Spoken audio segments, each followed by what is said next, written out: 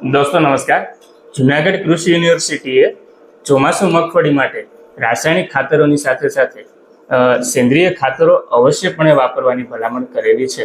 જેમાં છાણિયું ખાતર છે એ પ્રતિ હેક્ટર 8 થી 10 ટન જેટલું વાપરવાની ભલામણ કરેલી છે. પરંતુ હાલની પરિસ્થિતિ જોતા ખેડૂતોને છાણિયું ખાતર છે એ સરળતાથી મળવું મુશ્કેલ બને છે. તો આ છાણિયા ખાતર જેટલા જ લાભો મળી રહે એના માટે આપણે કયું ખાતર વાપરી શકીએ એના વિશે આપણે માહિતી મેળવી.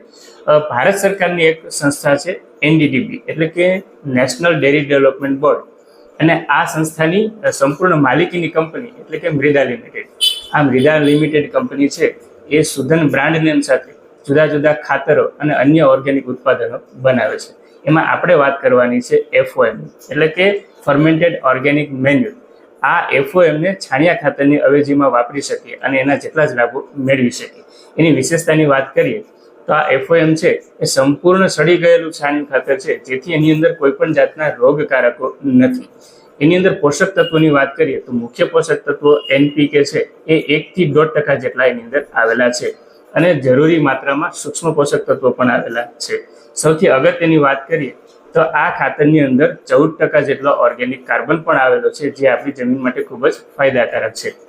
આ ખાતર છે એ 30 કિલોની બેગમાં આવે છે અને જેનો ભાવ છે એ 400 રૂપિયા આજુબાજુ છે.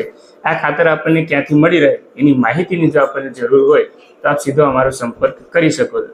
અન્ય કોઈ પણ માહિતી માટે પણ આપ અમારો સંપર્ક કરી શકો છો. ધન્યવાદ.